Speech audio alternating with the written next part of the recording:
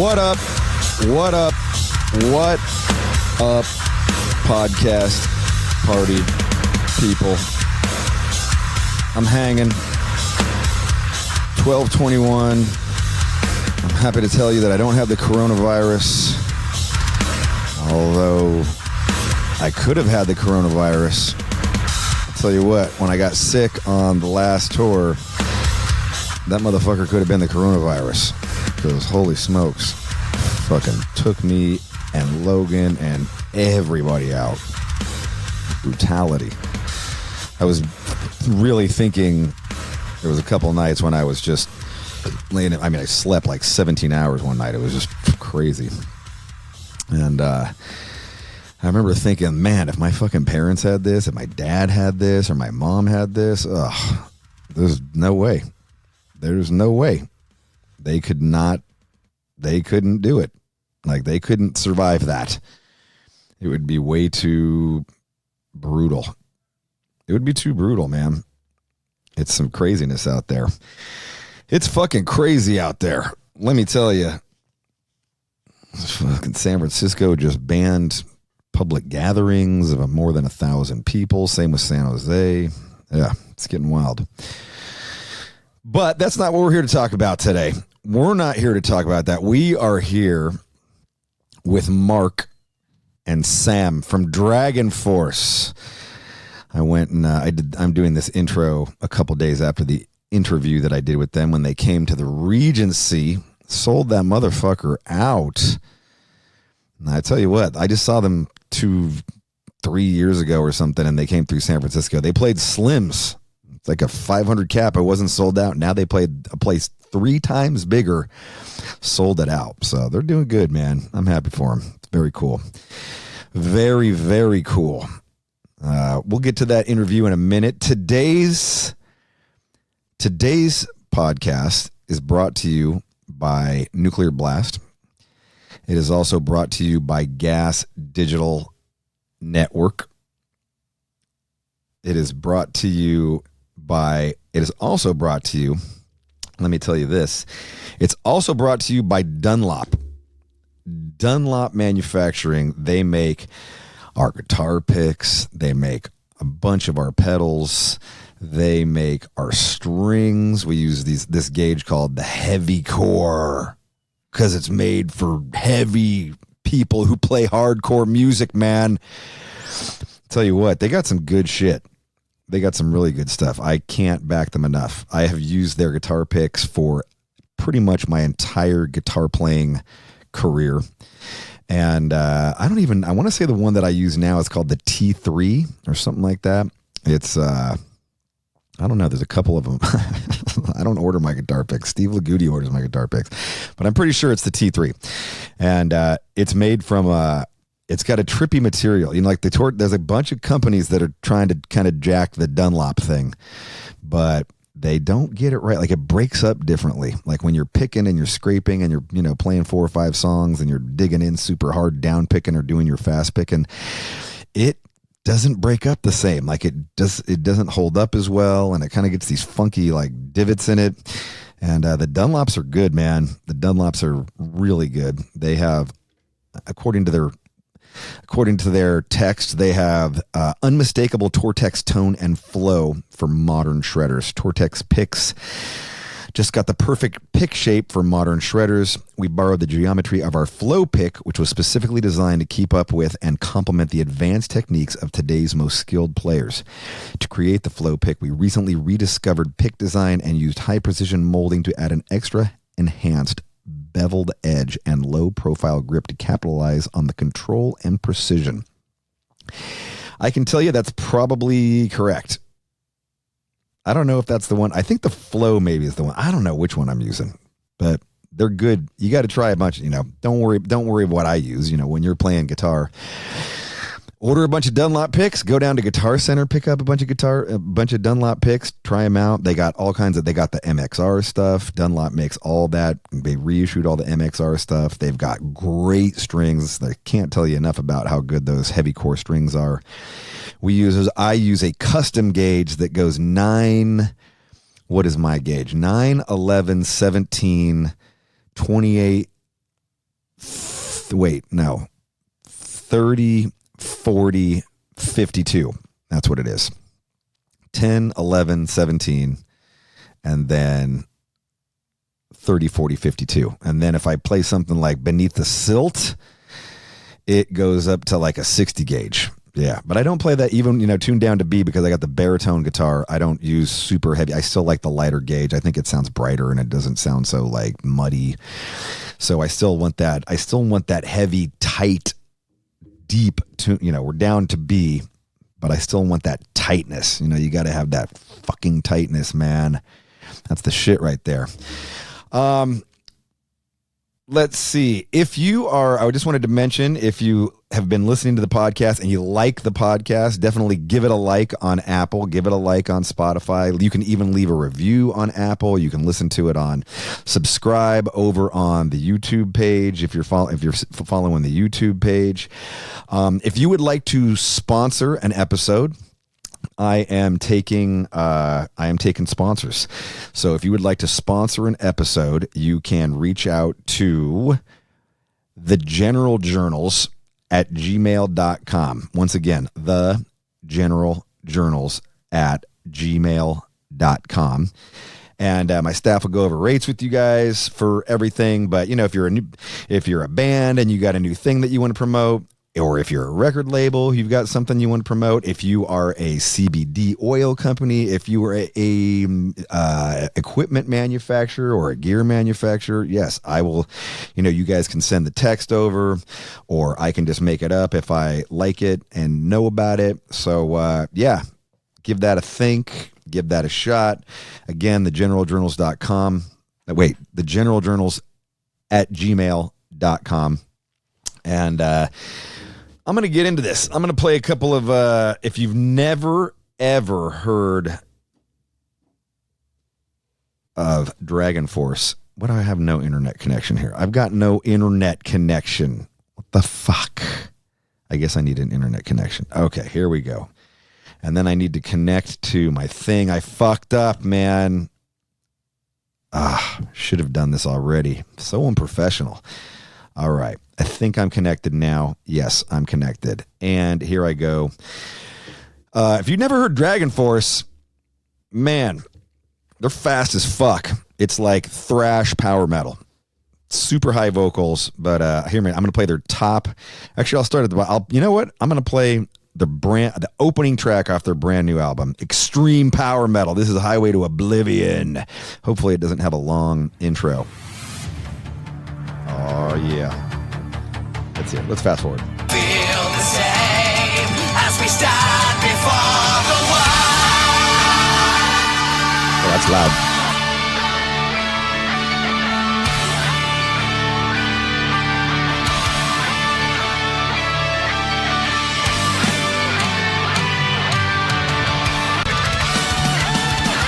Here we go. There's the fast Dragonforce I know.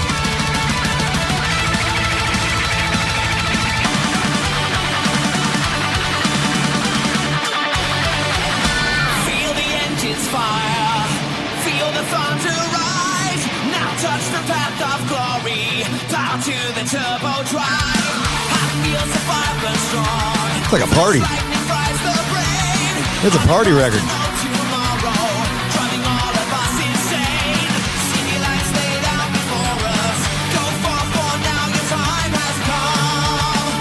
Their album cover is awesome. In a flash of blue steel, to the far horizons, supersonic power on the wings of a dream. Down the road so far with nowhere to hide, like a star shooting right from the sky. Still alive when no one ever looked back now tonight. Feel the body of that lion, lost forever, space and time. All right, I like it. This here is Operation Ground and Pound. Operation Ground and Pound.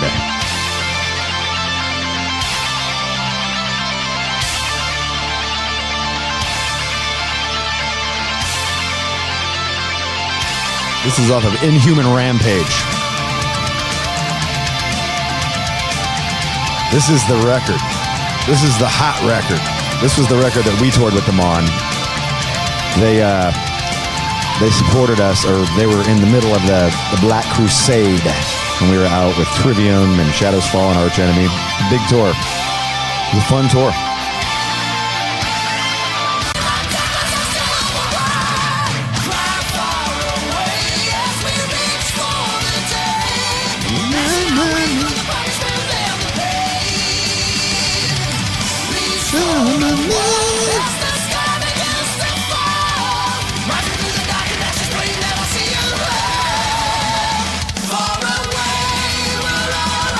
Right there. But check this out. This is their biggest hit right here. This is Through the Fire and the Flames, also from the same record. This has, if I'm not mistaken, this has the Hotel California vocal melody for the verse.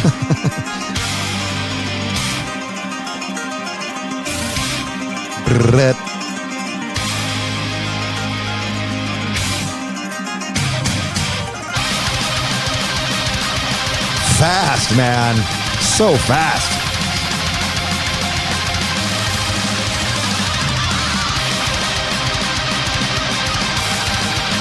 This was their big hit, though. Everybody was crazy about this song on that tour.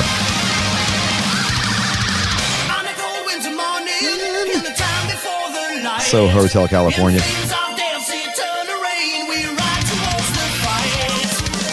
On a dark desert highway, cool wind in my hair. Yes. That's some good stuff, man. I tell you what, there's some funny motherfuckers. They are some funny motherfuckers. So, ladies and gentlemen, here you go. I'm going to get into this with you right now. Sam and Marc from Dragonforce.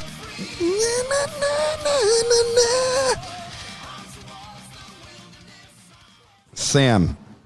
Yes. Hello. Hello. You talk a lot about pirates, I've noticed. Have you ever dressed up as a pirate and had sex with a woman? No, because the last time I dressed up as a pirate, I was about 10 years old at my school. Really? Dance. It's been that long? Yeah. It actually was. I'm pretty sure. I think I was a pirate. Yeah, no, I was definitely. And I unfortunately, even though I was only 10, this is quite a painful memory. We had to do this kind of like circle dance around the school hall thing, and I got paired with like the fattest ugly chick in the class, which actually was a kind of good kind of precursor to the rest of my life. Yeah, a sign of things to come. Yeah, exactly. And I was really bummed out, and everyone was giving me shit. And I didn't even choose her, but they were like, "Oh, you got her," and that was when I dressed up as a pirate for the last time. That's it. That's a true You story. talk about pirates a lot. What, and in your interviews You sure you're not getting confused with Ailstorm or something like that? No, you throw it out the pirate reference a lot. No, I think you definitely haven't done your homework, mate. No, you don't. You don't throw pirates out a lot. No, we talk about dragons and no, not the song, not the songs. No, well, I'm just talking about in references. Well, I haven't really done many interviews, so I've been banned for the last 10 years. Like, Why has Dragonforce banned you from doing interviews? Very good reasons. Usually drunk and talk a load of shit that like gets us in trouble or embarrassed or like. It doesn't get you in trouble. It gets the band in trouble. Yeah, exactly. But like, this is a true story. I actually was banned for interviews for about 5 years, which I was totally happy with because it meant like more time to lie on the bus Drink. and wank, and whatever else. Like so you're lucky. Yeah, no, I'm back. Yeah. All right. Is this the first interview since you've been back? No, I had to do a few, but like, I actually don't do many at all. So that's why I think you might be confused. Maybe I'm thinking of another member or something. Maybe it's a different person. I don't know. Yeah. I mean, I'm still a fan. Well, of it was still a great opening question. It was, yeah. And you got a good story out of it. Have you ever dressed? Yeah, I did get a good pirate story. And do you ever dress up and have sex with women in anything other than your Sam stage clothes? Well, I would like. I've been wearing this kind of like English posh gentleman's farmer outfit on the last European tour for this one part of the show, and I was like, I've got to fuck someone wearing this. Right. What does a posh English farmer look like? Like the farmer from, I don't know, have you seen the movie Babe? I guess something like that. Is that right? Yeah. Like a tweed hat and green gumboots. You know when you see like the Queen and Prince Philip out on in the countryside, kind of what they wear. Right, okay. So like green gumboots in England means you're posh. Okay, Like when you go shooting and you have a shotgun over your arm, those kind of people, right? Yeah, Okay, gotcha. So All I've right. got an outfit like that, and I'm like, someone has got to be fucked with this, and I can say, oh yes, jolly good. Like, right, so my missus is getting. How do you get on with this guy? You know what? Yeah, he's bearable. No, he's cool. Yeah, You've been in the band for a while now, right? Yeah, I mean, like 10 years. Yeah, 10 years. Yeah, so I would say it's flown by, but it actually hasn't, because I feel like fucking forever. You think of all the things you could have done better with your life. Yeah, no, I joined in 2011, so Right. long enough. Was there anybody after ZP, or was he? No, I was straight to him. Yeah. Right on. Awesome. Congratulations. Thank you. That's awesome. Yeah. Yeah. You got a hell of a set of pipes, man. Jesus Thank you. Christ. I'll do my I was best. watching some videos last night. Like, you're so fucking high up there and clean. It's rad. Yeah, cheers, man. Thank you. Yeah. What did you start? I mean, obviously you probably, in my mind, I was like, you started at Halford. Yeah, well, kind of, yeah, like Halford, Maiden, Yeah. Skid Row, like, you know, all that kind of stuff. Right. Like, Sebastian Bach. Yeah. What did you say? Us. Us. Well, actually, There's a picture of him wearing a Dragonforce t-shirt when he's real young. Oh shit! Nice. Well, were you yeah. were you like a Dragonforce gamer fan? A bit, yeah. I was more of a fan of the guitar work, though. there I you didn't go. take too much influence from the vocals there. Oh, okay. Oh, good. Good to know. But I grew up listening to that stuff and just kind of, you know, tried to replicate that myself. And yeah, next thing you know, I sent an audition to these guys and here I am. So Fucking A. weird. This is your first band? No, I've been in like, you know, shitty little pub bands like for years before that. But this is my first proper band for sure. Yeah. Badass, man. Yeah. Pub awesome. bands. What's that? Pub bands. Did you notice that Zach is wearing a Dragonforce shirt? He's rocking the old school Dragonforce real shirt one. right there. I got this, I want to say, when you guys played an old venue called The Pound. I remember that. Yeah. Yeah. You were at that. That was the first show we ever did in San Francisco. That was fun. It was a really Oh, fun that's show. awesome. You were at that. Oh, okay. I was going to say, did you get it just to like be nice to us? No, He didn't just eBay that a I couple got days Sonic ago. Firestorm, I want to say like a week after it came out. I was like way into that way. You long were time. he was way into it. Oh, Like, that's you were awesome. way into it, right? You must have been pretty young back then. No, I mean, I was probably You were like 25. Oh, okay. Well, no, whatever, 22, 23 Yeah, when that yeah. came Oh, out. okay. Yeah, I'm young. Yeah, that was young for me, yes. Yeah. I wasn't like a child. I met this dude the other day, and he was like, it was on the UK tour, and he was like, oh, I brought my son along. It's his first gig. And I was like, oh, that's cool. You know, his son was about 15 years old. And he goes, and actually, you were my first gig too. And I was going, oh, fucking hell, man. We're old as fuck now. Like the dude was probably like 35 or something. You know, he saw us when he was 20. Right. Like, now he's got a kid that's 15. You know, it makes sense. But I was like, fuck. Like, we've been doing Puts this it in too long. perspective sometimes, Yeah. That's awesome. So you like but you like jamming with these guys, man? Yeah, it's fun. Yeah, it's always good. I think this tour's been like, you know, even better than the ones we've done before. So That's killer. I like the new album a lot. I like singing the songs. So You've got a new tour cycle you're on right now? yeah. So it's for our new album. So we got So you just did Europe? Yeah. yeah, and the US just before that. So it's like a second time back in the US. Oh, shit, really? Yeah, for Wow. the same album. I think we might be coming back a third time as well. Yeah, we're kind of breaking it up into like bits. You know, normally you kind of do 6 weeks in the US. Right. But we're just kind of like, we thought, you know what, we're kind of getting on a bit. Let's make it more pleasant and relax. If we do 2 weeks, go home and have a rest. Like, come back and do another 2 Oh, weeks. so you're doing 2 week blocks? Yeah, And then going away? Yeah, Oh, just go. shit. Yeah, no, it's and really how nice. how long's your break? Oh, That's like Metallica shit. Yeah, I know, on a small level, obviously. Not quite. I know it's a bit more expensive, but it's not that much more expensive, and it's totally kind of worth it, I think. Yeah. Because, yeah, you just But you guys all go home? Yeah. Yeah. For Well, like, how there's a couple long? of guys, like Herman lives here anyway now, and our Okay. new bass player, the same thing, and we try and get like US crew.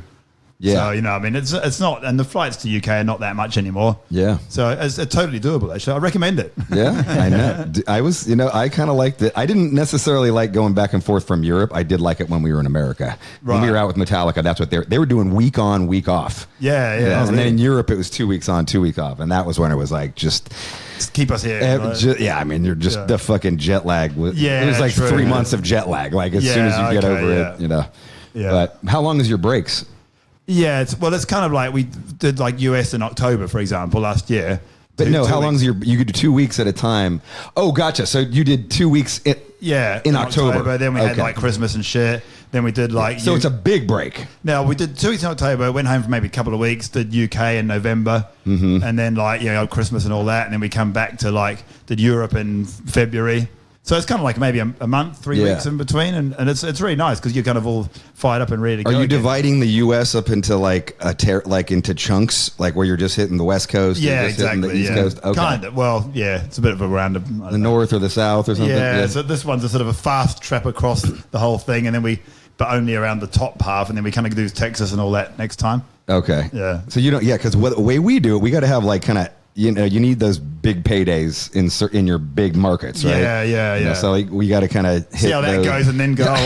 We got some money I'm now. thinking we're gonna do no big paydays this time.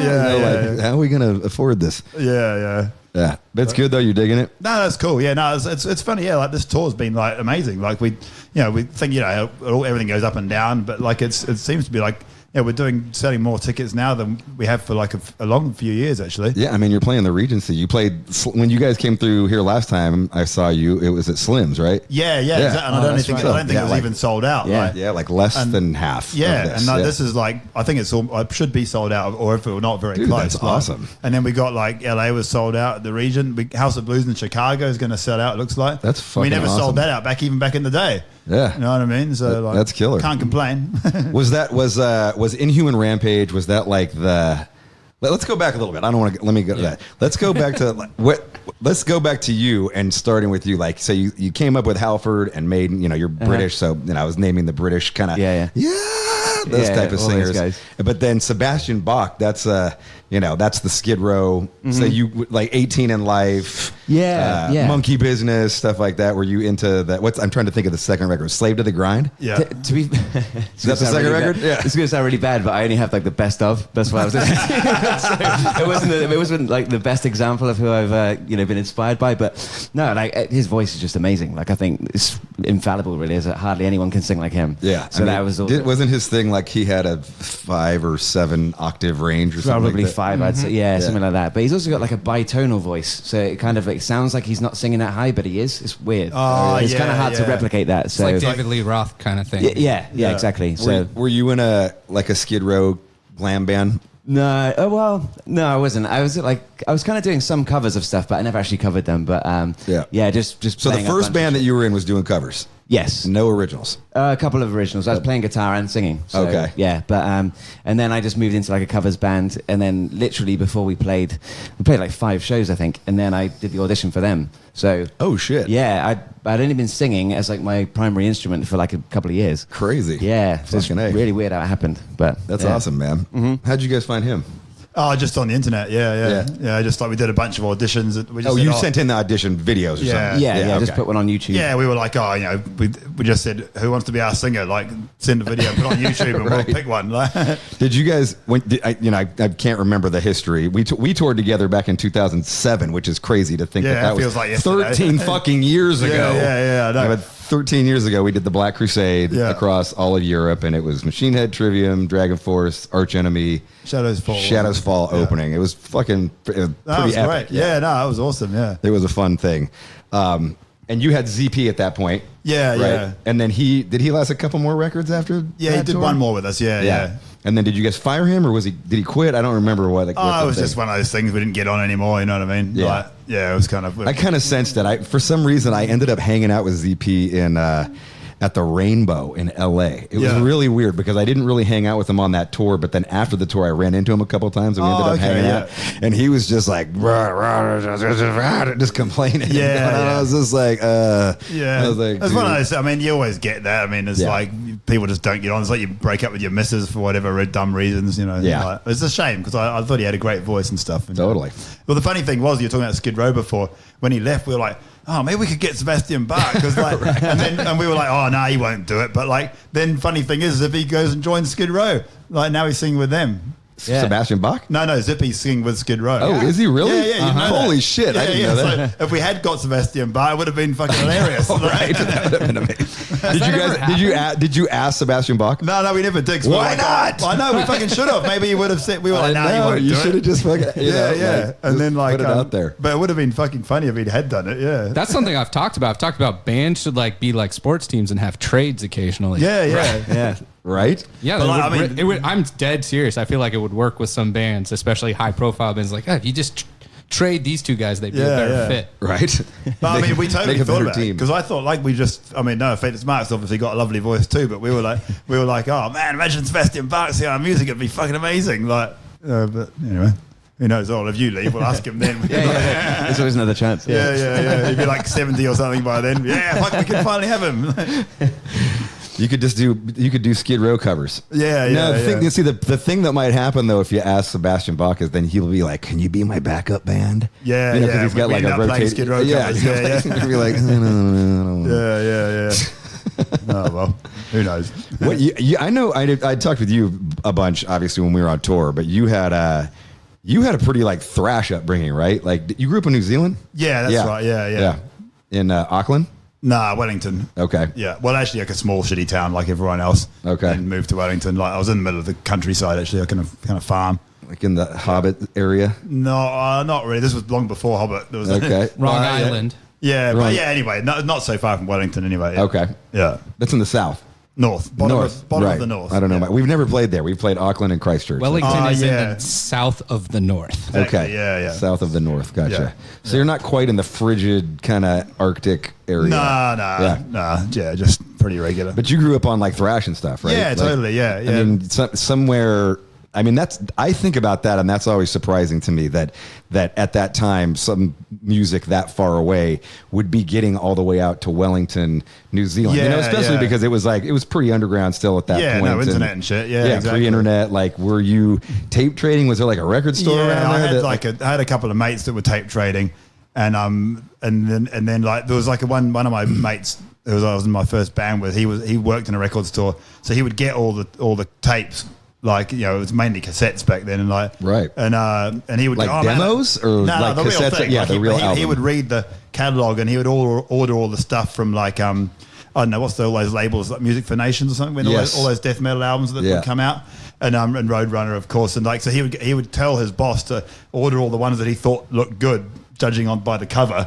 That's all he could really go on, and so Yeah. he would get all this music, and so that's kind of how we got like all the stuff. So there were some bands that we never got to hear, like. But most of the stuff that we knew would going to be good, we kind of managed to get hold of it somehow or another. Yeah. Yeah. And so that's what was the band that like blew your mind when that first started? I mean, because I would imagine you would probably have grown up on like AC/DC and shit Yeah, like well, that, it was like the first one. I was first metal band Iron Maiden, like everyone else. Oh, okay. You know what I mean, I used to go around to my friend's house when we were 15.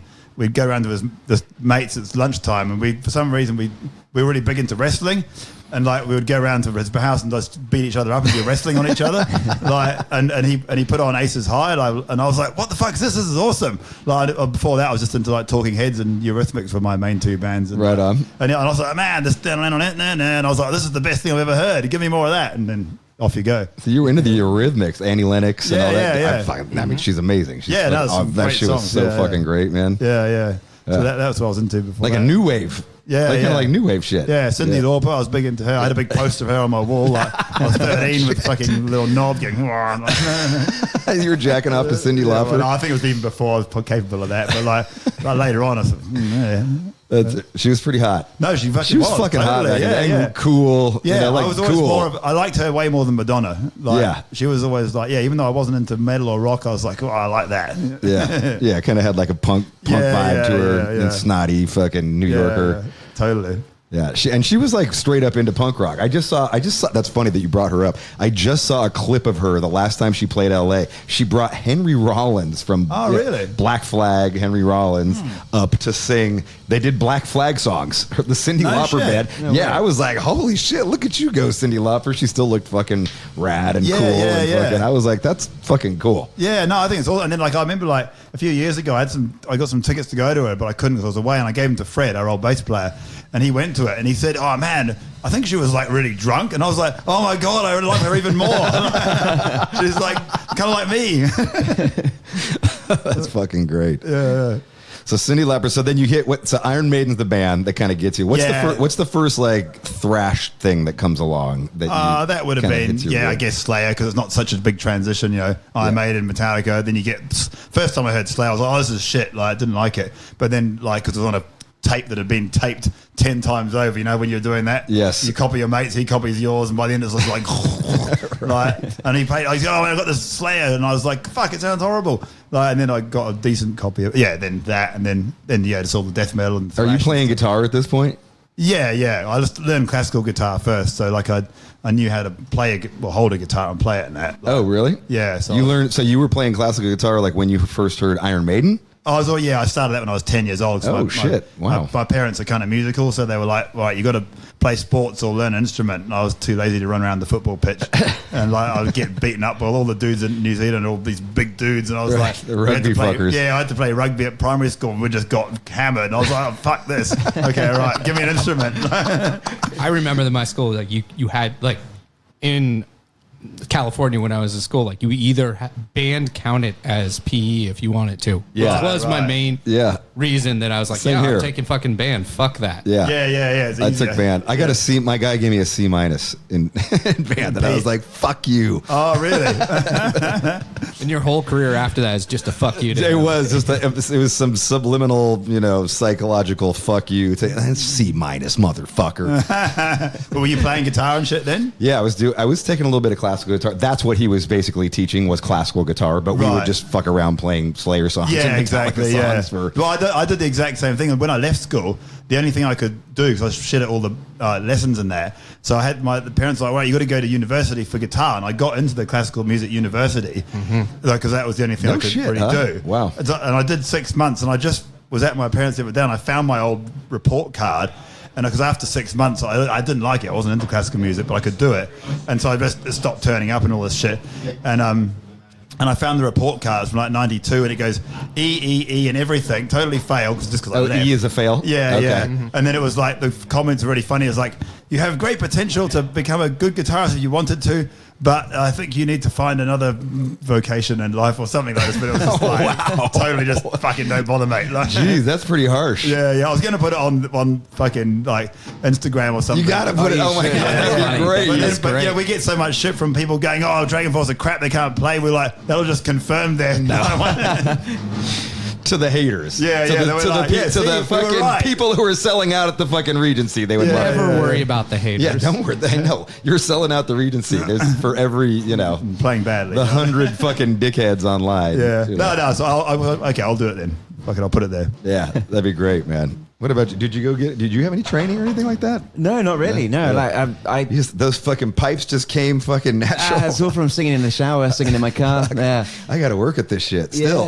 Yeah. No, I never really had any like I wasn't kind of pushed in a musical direction by anybody like until I was kind of like 16, 17, just picked up a guitar and stuff. So yeah, it's just one of those things that I was just doing on my own and just went from there really. Were the bands was there any? Did you ever get into thrash or anything like that? Did that kind of come along? Not so much. I was like into like Metallica and Pantera and stuff, but Yeah. never really Slayer and that. I was kind of I'm Too nice. too nice. Yeah. Like, I get it, but it wasn't my thing back then. Right on. Yeah. What was your thing? Like, what fucking blew your mind? What was the shit that just fucking rocked your world? Probably Halloween, actually. I really liked the old Halloween stuff. Like Okay. Keeper of the Seven Keys. Those albums were really good. Yeah. But yeah, like all my stuff is kind of a bit newer than the stuff Man we're of talking War about. or anything like that? Like kind of power never. metal stuff? I couldn't get over the album covers. I don't know why. They just. Actually, you said you pretty much hated Manowar. Did I say that to you? Yeah. Okay, well, yeah. I could see that. I same here. I like would look at them in their furry underwear, and I was like, Yeah.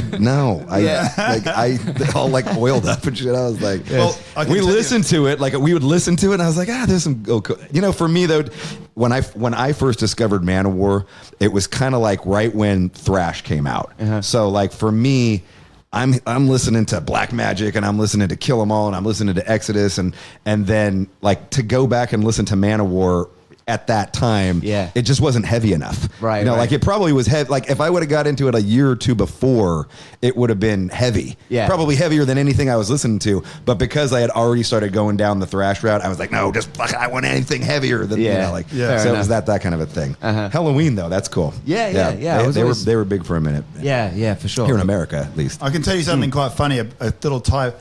I found this picture Hey. from my old bedroom wall when I was 19 years old. Right, I met up with these chicks in New Zealand the other day, and they sent me a picture of them at my house with my old bedroom wall, and check out who's on it. With that picture?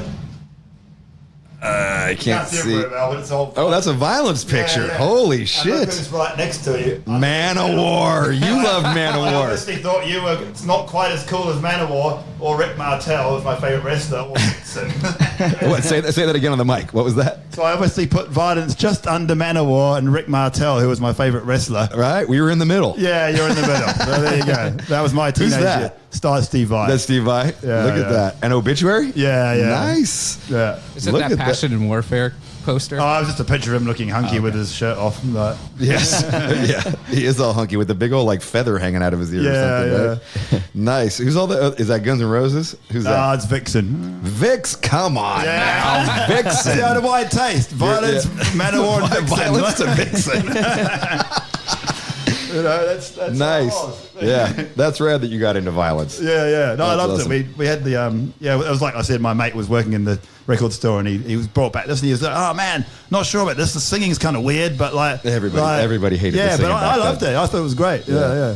Yeah, I mean, for me, it was like punk rock. Like I Yeah, fucking yeah. loved it because like it was like a hardcore punk rock singer. Yeah. That's fucking awesome. Yeah, but I think that's like why we that's all the things that made Dragonforce become how it was, you know, like a bit of this, bit of that, you know, like sort of take a bit, and you know, we weren't only, and we had Herman listening to like Steve Vai and all those bands, Yeah. the guitar guys, and then I was like, yeah, into the thrash, which gave it kind of the speed that we've always got, that fast speed. Yeah, Like- totally. Zach and I have had this conversation about Dragonforce before, where like up until Dragonforce, I mean, you should probably say it, like just your theory about how, you know, power metal had reached whatever state it was Yeah. in with like Halloweens and whatever other or bands. Wizard, or like whatever other power metal bands existed, and then But then you guys came along and it was like, holy shit, they're so much faster than everybody else. Yeah, well, that was totally from the thrash side of me listening to thrash, because I used to basically all my favorite songs were the ones with the drum beat. And I was like, all I DB. want to hear is that. And I was like, heard this power metal, and they have like 3 songs that went kind of dugga. And I was like, oh man, if they just did that a bit faster and did it for every song of the album, it would be amazing. So that's what we did, and here we are, Copy still and doing paste it. for every Yeah, album yeah, since then. I Yeah. think I know what I was trying to think what theory you're talking about, but it's like, yeah, I had this one record by a band called Wizard from like 2001, Yeah. called Head of the Deceiver. It's like one of my favorite power metal records. Oh, I think I had some songs. Was it Double Z Wizard? Or they're from Germany, I think. Yeah, they're Oh, definitely 2Z, German. two Yeah, Z's they and were Wizard. They're definitely Yeah. German. Definitely, I'm not sure it's 2Z's, but yeah, it might be 2Z's. No, they were good actually. Yeah, I think. And so that record progresses directly into like it's like a crappy version of like Sonic Firestorm, basically. Right, It's like right. you guys then take that style, but you're doing it so much more precise, fast vocals that actually make sense in English, those kind of things. Right. That the Germans got kind of a little Yeah. wrong.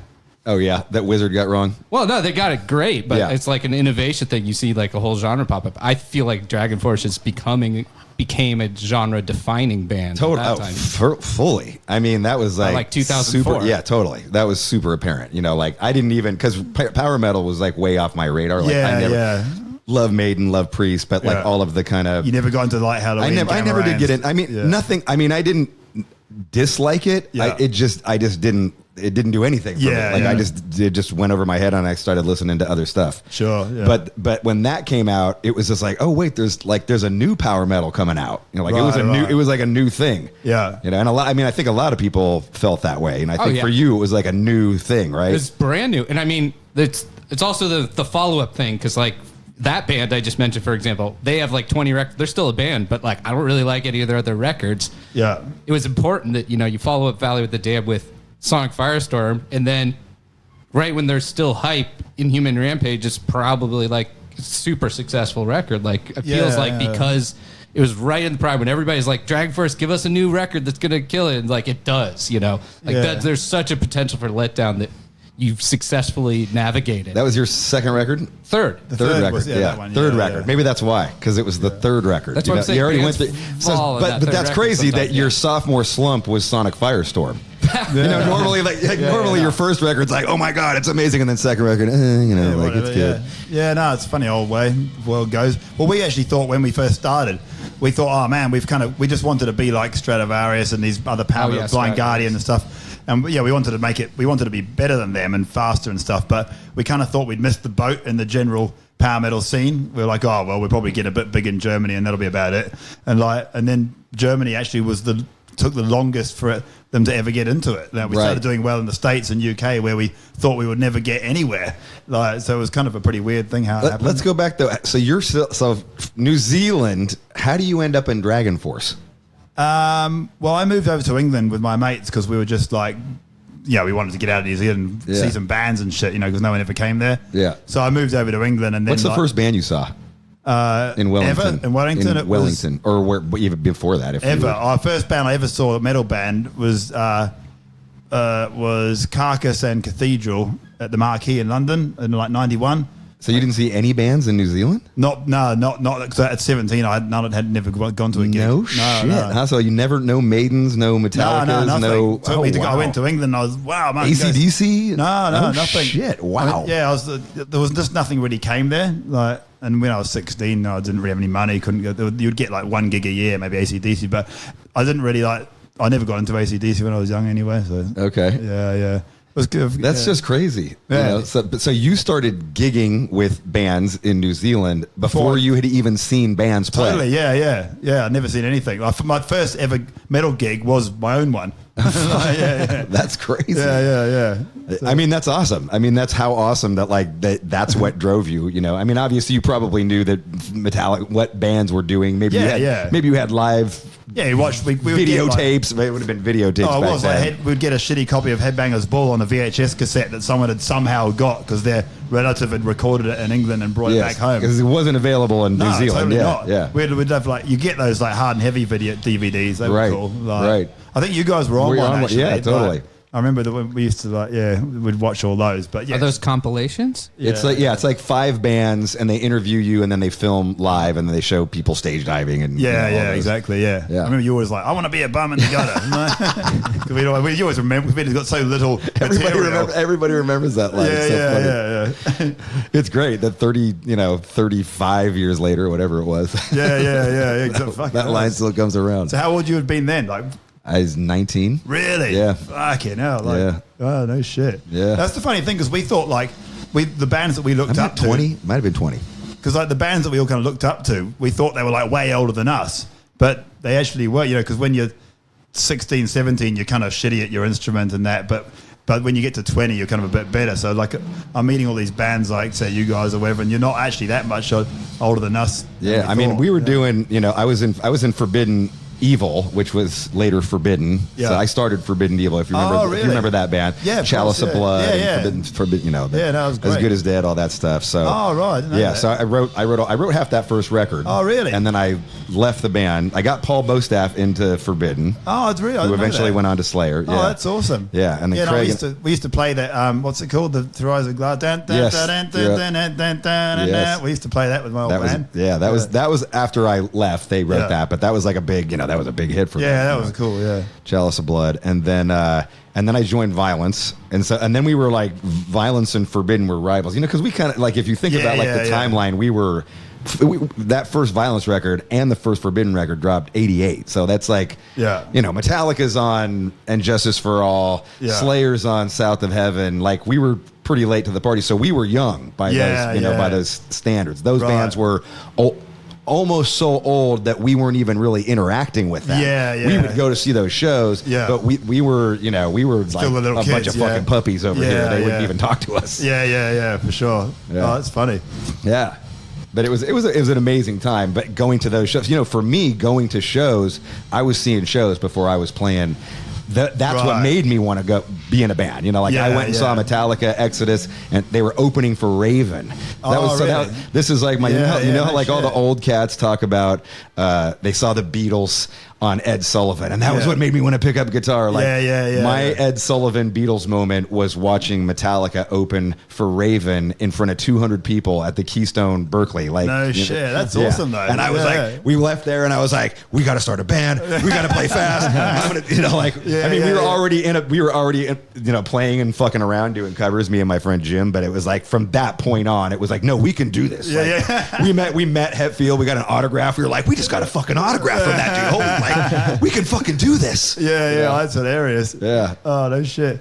I guess he would. Did he remember it when you toured with him and fuck stuff? no. Like, Yeah, you would have been a couple of little. I was just fans some like, fucking yes, and I couldn't even speak. I was so awestruck. I was just like, oh my god. So what record were they on then? That was Just Kill as- 'Em All. Oh really? So that was when they were the opening for Raven. That was Yeah. Kill 'Em All for one. Yeah. Wow. Yeah. We had I already guess been- you're in the same town and shit. Yeah, we were rocking the demo, and it just no happened. shit. It just happened to be like a perfect. It was just some weird. I'm a teenager, and this new music style came out. Yeah, and yeah, My that's- friend, I lived in Fremont, which is, at the time might as well have been New Zealand. Yeah. Like it was 50 miles away from the center of where everything was happening, and so we were just, getting everything. We were tape trading. Yeah. That's how we would still hear new music and shit. So, it was kind of the same thing, but then we could go to the shows. Yeah. Yeah. Exactly. And that's what trips me out, that you didn't have that, couldn't, yeah, and that yeah. you still had the desire and the drive to do that, because that's that's a thing that I always love talking about musicians about, or anybody that who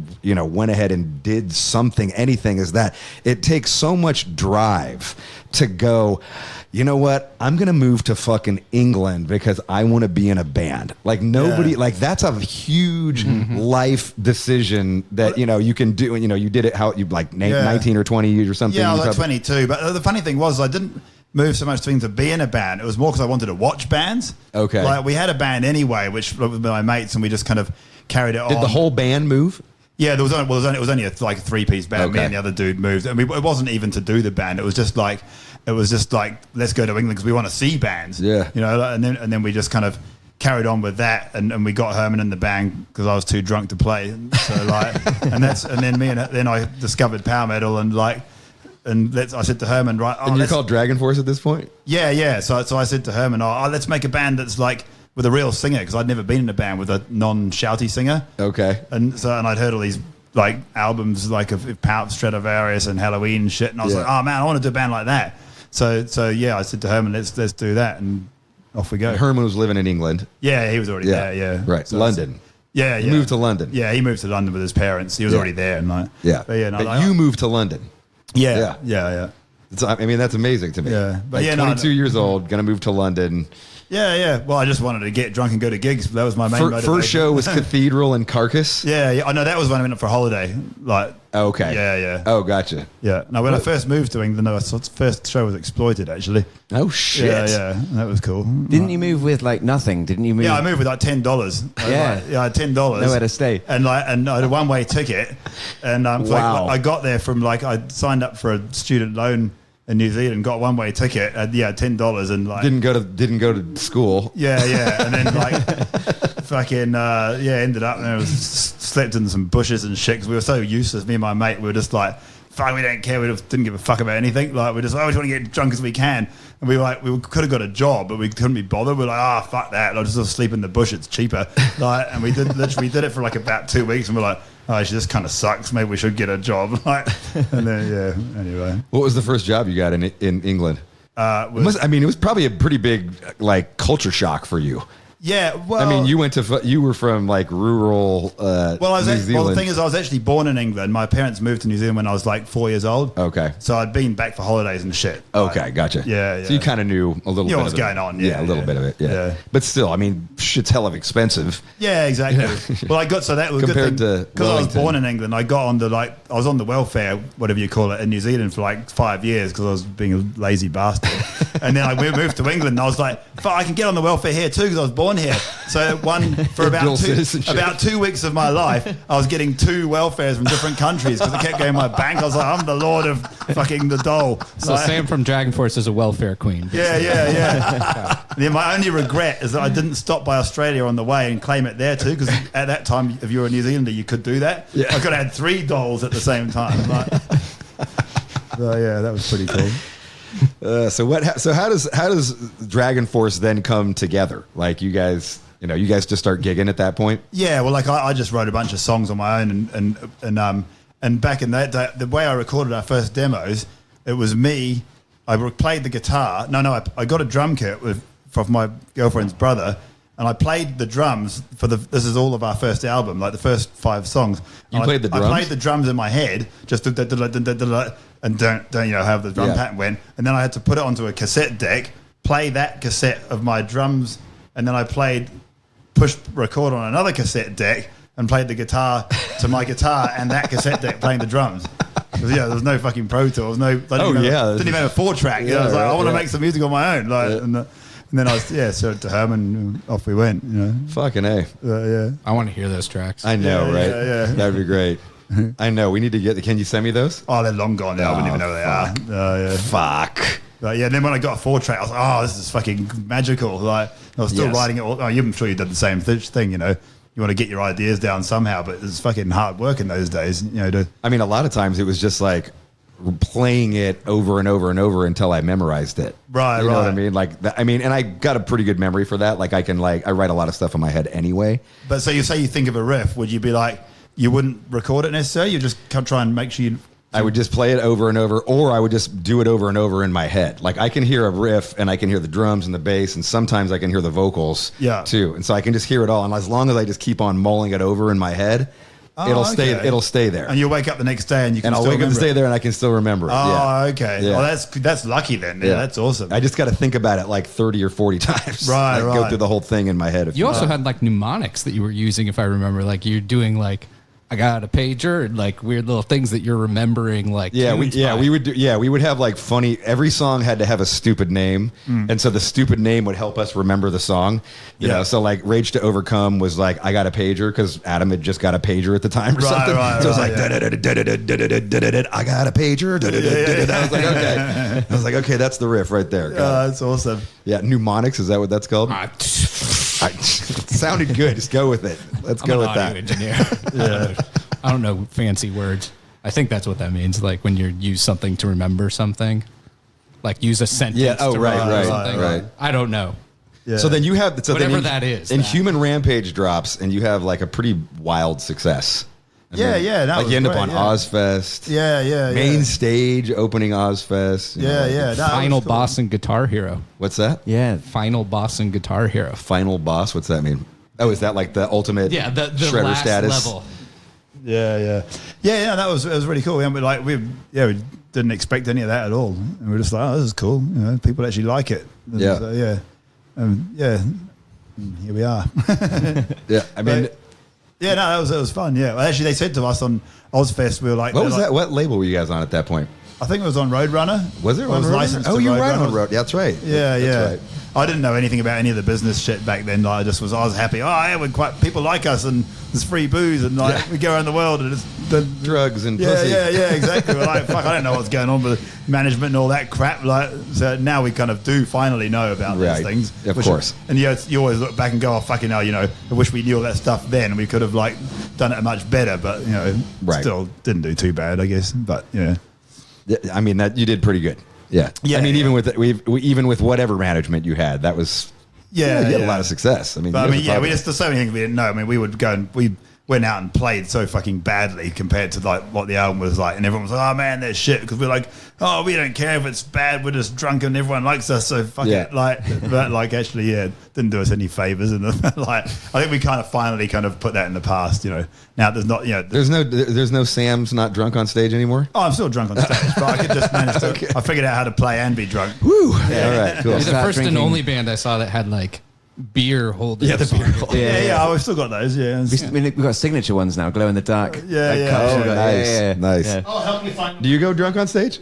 Me? Yeah. I like to have a few, but like I can't get like him because then I can't sing. But you'll drink before you go on stage. For sure. Yeah, Right on. but Sam's got like, and you can drink after too. Yeah, you bastard. If I not too much though, if I get completely tanked up, I lose my voice, and then we're in shit city. So. Have you lost your? Do you lose your high voice or do you lose your low stuff? Well, funnily enough, last tour I lost my low voice, which was really weird. Yeah. I could still sing, but I couldn't speak. So it's really bizarre. That's happened to me a couple times where I was like, "What the fuck?" Like I could hit all the high notes, but then the heavy shit was hard. Exactly. I think it's when you're like shouting, like if you're like in a loud club or whatever, shouting at each other. Yeah. That's where you can lose your low voice and then you're screwed. But for the time being, was that it? Did he have to pass like a drinking test to get into Dragonforce? Well, we did go and meet him and took him out like drinking just to make sure he wasn't a total nerd or we had to make sure that he was someone that you could kind of get on with it for sure. Didn't have a total opposite. Yeah. So I guess that was sort of a test. Yeah. I don't know if you realised that, but my first show I was sick on the bus. I don't think you know about that. Oh no, I don't actually. Yeah, I did. Yeah. What's that? The first show I did, I was sick on the bus. What do you mean? From drinking. You got sick on the bus? No, sorry. Yeah, puking from drinking Oh, too yeah. much booze. Yeah. Oh, It was right. you The know, first we did- night? Yeah, we The had like first these show? warm-up shows where we were Force of the Dragon because they were too embarrassed to call themselves Dragonforce in case I was shit. Which is fair enough, you never know. But yeah, after that show, I was like doing Jaeger bombs and stuff, and then next thing you know, I was puking up in the sink and everything. And Nice. but you may not have. Yeah, No, I Nice. can't remember because I was fucked myself. yeah, exactly. Yeah. So there you go. That's great. That's a Yeah. great story. Yeah. That's a great way to start. And then you had a show the next day? Yes, Yeah. yeah. And I was like, fuck, can't do It's that. probably better that you threw up, right? Like, Yeah.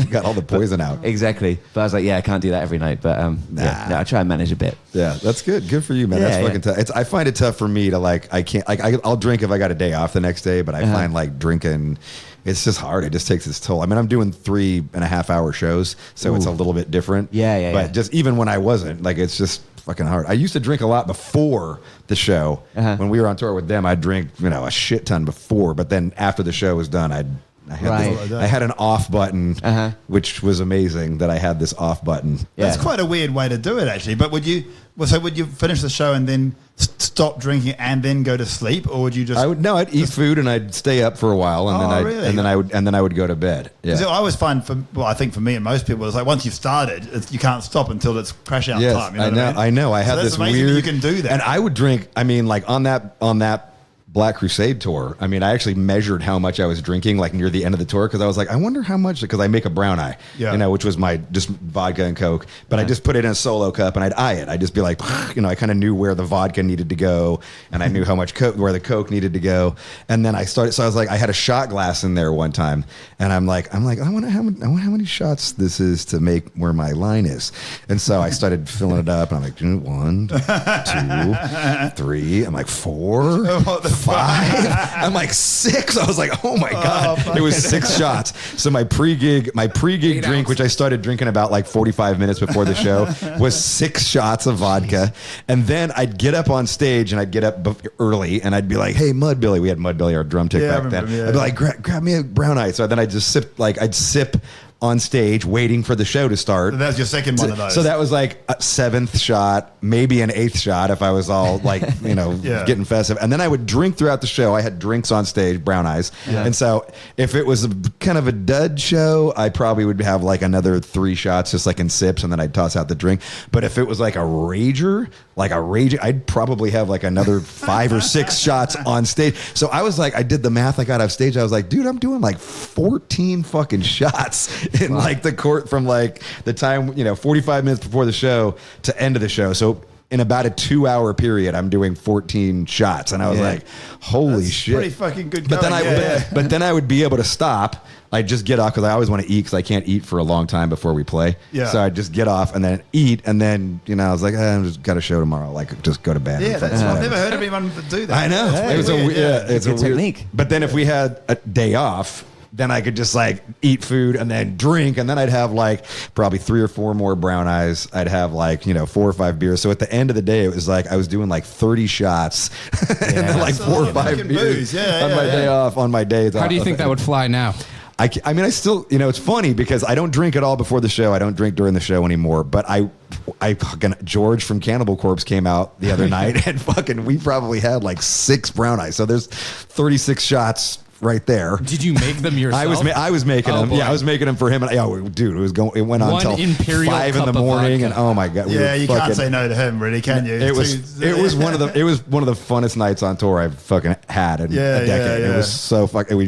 I were laughing and just playing death metal and just raging and singing every fucking. Oh my god! No, I only met that dude like probably a few hours, but I just thought I want to go on tour with him. It's hilarious. Right, Like, totally. He's amazing. yeah. Love him. Yeah, totally. Yeah, I remember so- at the airport, and he was like just babbling shit about telling us how he shit his pants or something stupid. Like, and their tour manager was like, "George, get the fuck over here. We're trying to get through the customs." Like, he was like, "Oh, sorry, man." No, he's a fucking great guy, man. no, I love him. Yeah. You guys got a new record out right now. That's right. Yeah, You're having a fucking big run, huge run, with lots of breaks. playing venues 3 times bigger than the previous time that you played here. Yeah. I don't Which is know fucking what happened, awesome. but, Yeah. like, can't complain. Yeah. for no reason really. Well, that's like, the thing I is, think it's the Dragon and the arcade machines. do you right? feel The like production. do you feel like this record like did something that your other records have missed for a minute? Like, Well, are your fans saying that? Like, I honestly don't, because I mean, like every record we've done, like there's lots of bands that put out like their albums change a lot. You know, like I don't know, you've got something like No One Likes Saint Anger, for example. You know, like and you know the last Maiden Lulu. ones, the last Maiden ones are kind of like obviously not as good as the early ones. Yeah. Like, but I mean, I honestly think that ours have been pretty consistent. Like. And that's why I can't really think like, so it's not really the music that's making it go up or down. It seems to be like, I mean, now we've got like a great production that we brought along. So I guess that helps, you know, like, and it's just, you can't always predict what the world wants to hear, I guess. But I think this album's more fun than the last ones because like we were like a bit too serious for a while. I think like for sure, Reaching into Infinity. Yeah, was it's a bit of that. Yeah. So true. I think people now are like, oh, they kind of let loose again, kind of thing. Yeah. and I think they enjoy that and the whole Yeah. aesthetic. do you of the feel like thing that is- some of the like Inhuman Rampage was more like fun? Yeah, Yeah, I think like definitely, and Ultra Sonic Beatdown Firestorm. too. Like Yeah, it's yeah. like that one's Yeah. almost like taking that to an even more like fun level. Yeah, true. But I think for some reason at some point we kind of plateaued on this kind of like more serious route, and then now we've gone back to how we Extremely you guys were. stupid, yeah. it was This is dumb- your dumb shit. fourth album?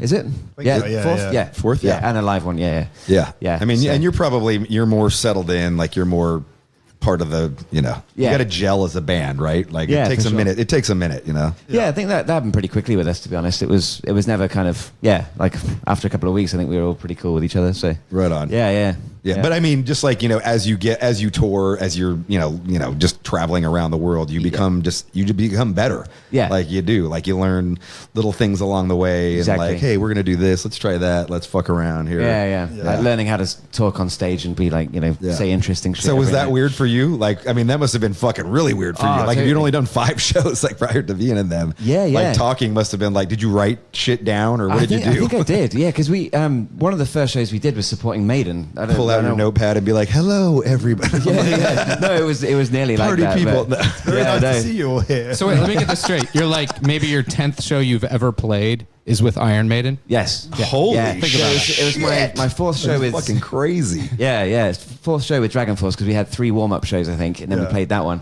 and it was the O2 Arena in London. Wow. So it was like a big shit the pants Fucking moment. pressure. Yeah, it was horrible. Like Didn't even leading enjoy up. it. No, I didn't enjoy it. I didn't even remember it. This is a weird thing because I think the adrenaline was so much that I was just like, just fucking do the show. Yeah. And were you having like an inner monologue the whole time you're playing? Like, oh, I'm fucking that up. Oh, I'm fucking that up. no, all the way through. Yeah, it was it was cool. I though. do that sometimes. We're like, Jesus Christ. And you're just having this conversation in your head while singing and playing, like, everybody jump or whatever shit you're doing. Yeah, exactly. But no, it actually went really well. But yeah, That's awesome. for the whole like interacting with the crowd stuff, that was new to me. It was like going from talking to like 8 people watching me to suddenly a fucking arena. I was Right. like, geez, to a that- crowd, to the Maiden crowd, which isn't necessarily the most welcoming of crowds. Exactly, You know, yeah. They love Iron Maiden. Yeah. They don't necessarily love the openers. Exactly. Yeah. So, but I heard that a lot before, but they're actually all right with us. But Yeah. during one song, I got hit with a coin. Like someone threw a £1 coin, and it hit me right in the stomach while I was singing. And I lifted my shirt up later on. I had this fucking bruise from someone just Oh, really? literally like, hoiking it. Yeah. Oh, you said that to the audience? No, I didn't say anything. I just got hit by a coin. That would have been and- great if you said that. Like, hey, here's the fucking bruise, Yeah, motherfucker. that would have been cool. I didn't realize till afterwards. I was like, "What the fuck was that?" I was like, "Some prick just fucking tried to take me out." But no, but What they you were should good have done though. is like we did a gig years ago and someone when people start getting all this, one guy starts throwing a shoe and then everyone starts throwing shoes Yes. and shit. And then and our old singer Zippy goes, if you're going to throw shoes, throw some fucking money. And they all started throwing money on the stage. And we were like, boy, we looked at the end, there's like about 50 quid on stage. And we were like, fuck, we should do this every night. Like have turns at collecting it. But they're throwing coins, though, right? Yeah, they're throwing coins. Yeah, it was a bit dangerous, but we got quite a decent haul. They're like, this is going to buy us some good booze tonight. Yeah, it was funny. Break out the Dom Perignon for Yeah. Now we got some booze thrown at us for a night. We did an Iron Maiden show in Greece actually, and how does it? I think they wanted some sound checks. All right, cool. We did a Maiden show in Greece, got some pints thrown at us, but then we looked back and it was like we were pretty fucking horrible that day. I'm not surprised they were throwing shit. It wasn't even because they didn't like the band; they just didn't like the way we were playing it. Dude, that's awesome. What a hell of a story. Your 10th show ever. I think my 10th show ever was like my buddy's backyard. Yeah. Yeah. Or like some kegger party, like some random, warehouse in Fremont. So that's fucking Yeah, pretty it's a intense. weird story, man. how it all came together. You're diving into, like right onto the frying pan. you Yeah. know? And dude, the fact that you like did good. I mean, I would imagine you probably watched Iron Maiden and were more just enjoying the Iron Maiden show than your performance, For right? sure. Yeah, I was kind of like gutted that I had to play because I'd rather just watch them, but yeah, no, Awesome. the shows went well, so that was good. Yeah, That's awesome. good Well, stuff. dude, congratulations on success, on Thanks. a new record, on everything. Thanks for being on No Fucking Regrets with Rob Flynn. I appreciate it that's a lot, awesome, man. Thank you. Cheers for having us. Yeah, fuck yeah. Right on, guys. Zach, ladies and gentlemen, that was Sam and Marc from Dragonforce No fucking regrets! with Rob Flynn.